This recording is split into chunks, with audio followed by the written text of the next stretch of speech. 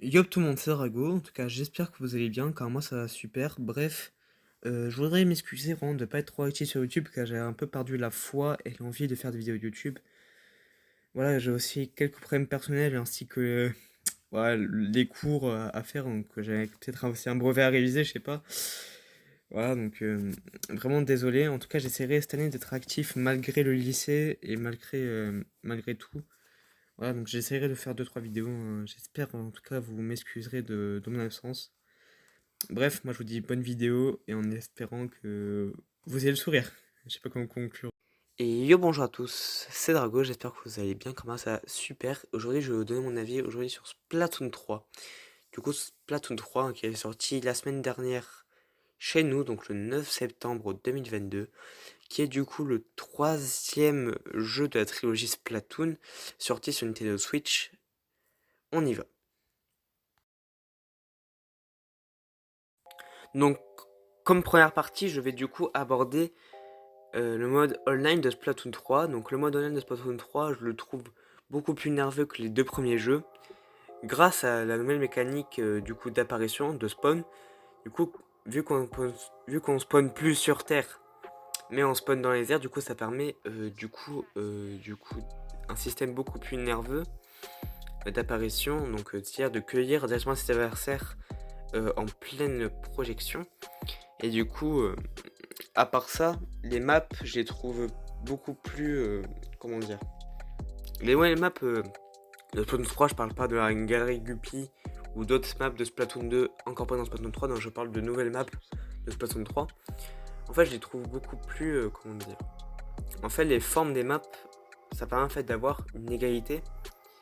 Mais dès qu'une team.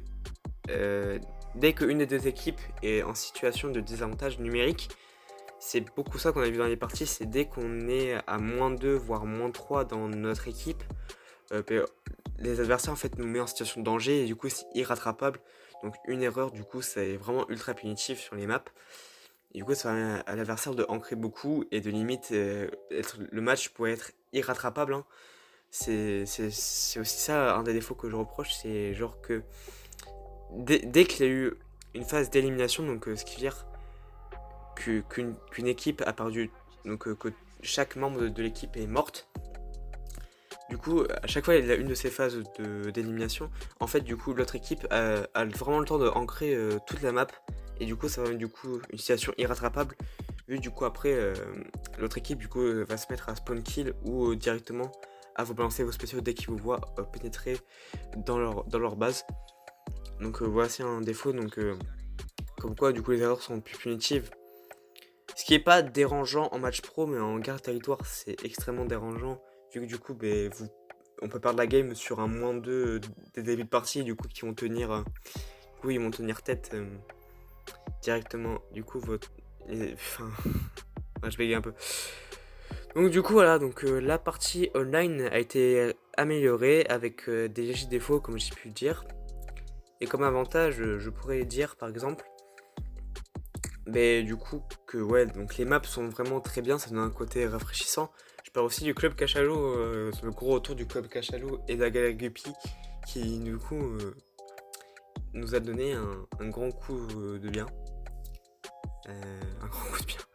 Enfin, du coup, nous permet du coup de rejouer sur ces maps de Splatoon 1 qui n'étaient pas disponibles dans Splatoon 2. Du coup, ça fait un plaisir de les revoir et de pouvoir rejouer dessus.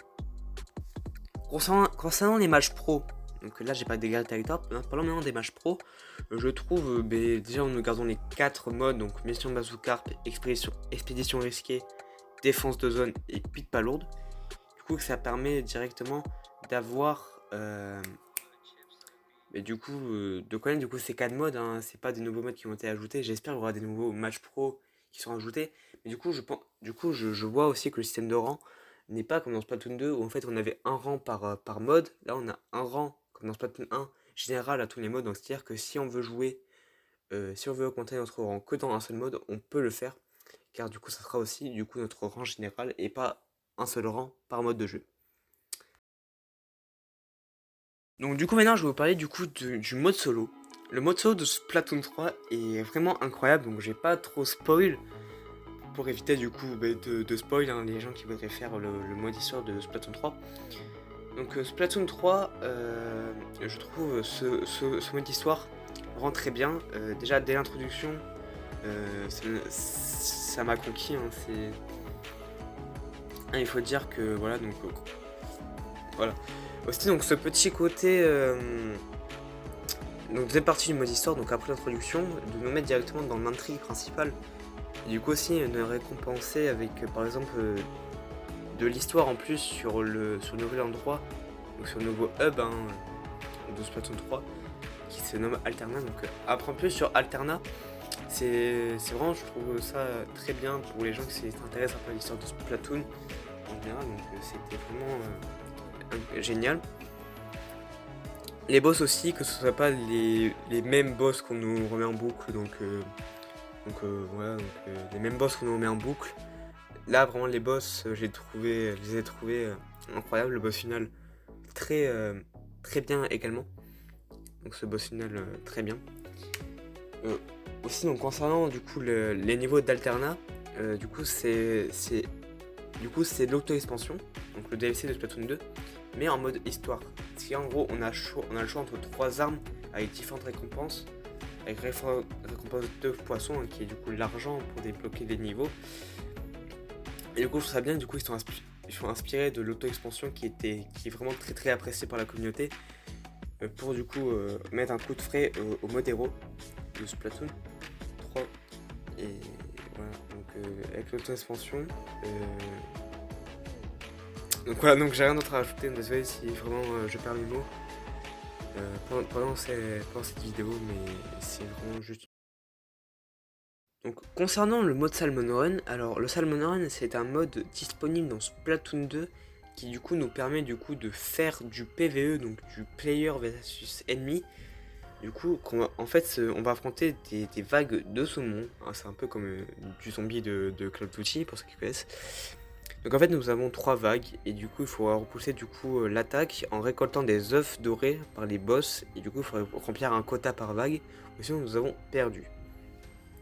Du coup le Salmon Run dans Splatoon 3, pour moi en fait je le trouve vraiment amélioré par rapport à Splatoon 2, car en fait je sais pas, je trouve hein, que c'est plus dynamique que dans Splatoon 2, parce que dans Splatoon 2 le Salmon Run, je sais pas, je m'ennuyais un peu au bout d'un moment, alors que là les vagues sont pareilles que dans Splatoon 2, mais avec aussi découvrir les nouveaux boss, les nouveaux ennemis et les nouveaux ajouts de Splatoon 3, Salmon Run.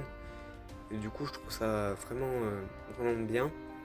Concernant aussi le Salmonarch, donc le roi des salmonoïdes, hein, donc les ennemis qu'on affronte, je trouve vraiment que ça apporte un petit côté. Donc j'avais vraiment peur en fait, si jamais on échoue contre lui, on échoue la mission. En fait non, vu que du coup c'est une vague bonus, on perd pas nos 3 vagues qu'on a réussi, donc en fait on peut avoir. Donc en fait on peut perdre contre le roi des salmonoïdes, mais si jamais on perd contre lui, on a quand même une victoire. Du coup on peut augmenter notre rang et avoir les récompenses du Salmon Run. Donc ça je trouve vraiment ça bien que du coup cette vague bonus ne punit pas les joueurs. Et donc du coup pour conclure, Splatoon 3 pour moi est réellement une réussite, et même surpasse ces deux grands frères, hein, donc Splatoon 1 et Splatoon 2. Splatoon 3 est vraiment une très belle réussite. Hâte de voir ce qu'ils vont faire avec les mises à jour, les nouveaux Splatfest, ainsi que le DLC qui a été annoncé avec Pearl et Coralie, les idoles de Splatoon 2. Du coup, hâte de voir du coup ce DLC. En tout cas aussi avec les mises à jour, j'espère que l'équilibrage ne sera pas aux fraises, un peu comme des fois dans Splatoon 2, vraiment je voyais que je trouvais vraiment que l'équilibrage était vraiment des fois à chier. Mais là j'espère vraiment qu'ils vont équilibrer les choses. En tout cas, hâte de voir comment Splatoon 3 et la communauté vont évoluer. En tout cas, merci de m'avoir suivi tout le monde. C'était Drago.